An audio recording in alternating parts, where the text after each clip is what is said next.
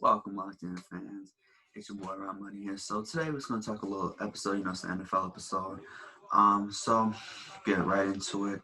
So there's speculations that Matt Ryan or Julio Jones could be traded. Now I want to know who you guys believe will be traded first, but in my opinion, I believe that Julio Jones will be traded first, just because of the fact that you can get more draft capital for Julio Jones. I'd say you can get maybe a first and possibly a third round pick for Julio, or a player and a second round pick, something like that. But you can also get decent draft capital. I mean, for Matt Ryan. I think at his stage in his career, obviously he's starting to hit the decline. But I could see getting like a third, fourth round pick for Matt Ryan. But obviously, Julio Jones will get you more draft capital or just more in return in general. And with having Calvin Ridley there, you'll have a new number one right off the bat. It's not like they're gonna trade Julio and then you're gonna be like, oh, who's gonna be the number one guy? You're gonna have a number one guy. As far as Matt Ryan goes, the Atlanta Falcons might want to keep him around, draft a quarterback in the first, second round, and just let them develop under Ryan for a year. So I just want to know what you guys think about that. Um, Next topic is Tua the future. So there was also reports that Miami Dolphin players were questioning Tua's potential and wonder if he's the guy for the future. And I believe no. Now he did show glimpses of you know hope, because I do believe that you can't really determine someone how they're gonna turn out after their first season. Not even their first full season, just a couple games. But you know, I see why players are questioning, because he did make some mistakes.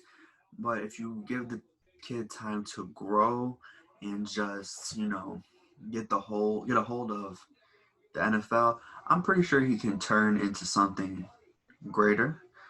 But obviously, players in the Miami Dolphin organization do not believe so. But you never know. Tua could be shipped off if Miami decides to trade for Deshaun Watson.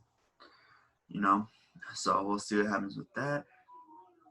Um, it's obviously been announced that the Bears are bringing back Phillips, Pace, and Nagy. Um, this has to be the last straw, because the Bears, you can't keep going like this forever. Ryan Pace has been kind of horrible with making moves.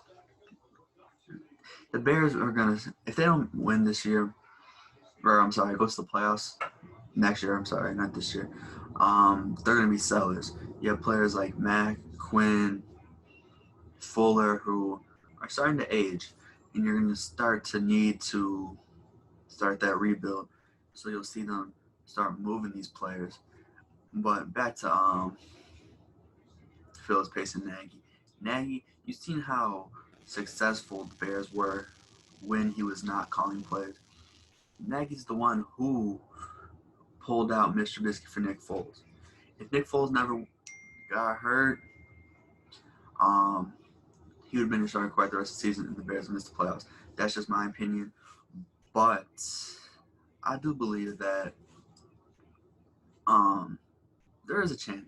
The Bears do need to make a big splash, just like I was talking about just with the last topic. Um, Trubisky or Foles could be on the move if they trade for Watson. But they're going to need to make a change at quarterback regardless.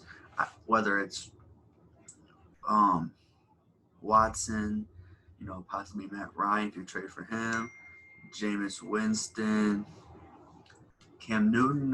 The Bears just need to make changes. And they're going to have to grab another big name receiver or re-sign Allen Robinson, because Darnell Mooney, as great as a player he is, I don't think, or he's sorry, great as a season he had this year, he's not a number one receiver yet. You're going to need another big name receiver alongside of him. So obviously you can either keep Robinson, you can try to trade for Julio, or you can just, what I'm saying, wait till the draft and see what's available in the draft. And last but not least, Doug Peterson firing. With that firing, obviously, I don't think it's um, a good decision, because if that's the case, every coach in the NFC should NFC East, I'm sorry, they should get fired because they all had horrible seasons. I get it, Giants didn't have Saquon, Dallas didn't have Dak Prescott. Still not an excuse to suck that bad, realistically. But now with that firing, Carson Wentz is more likely to stay in Philly, but he's still not crazy about the quarterback competition. So, if there's going to be a competition, Carson Wentz still might request a trade, but I don't know. I don't think that Carson Wentz is the quarterback that we believed him to be. He gave him that huge contract extension, which I didn't think he should have gotten in the first place.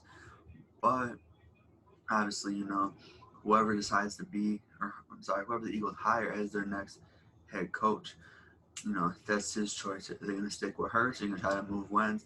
But no one's going to really want to take Wentz's salary. No one wants to pay all that money for someone who's he like to me personally, like as a Bears fan, I wouldn't want someone to trade for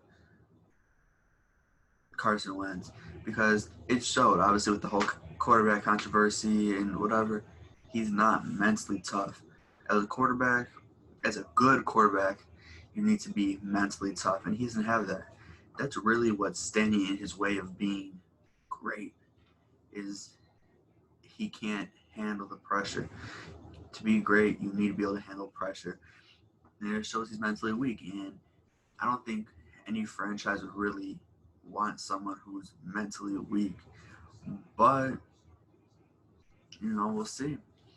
But thank you guys for tuning into this episode. We'll be back very soon on more episodes. So stay tuned, guys.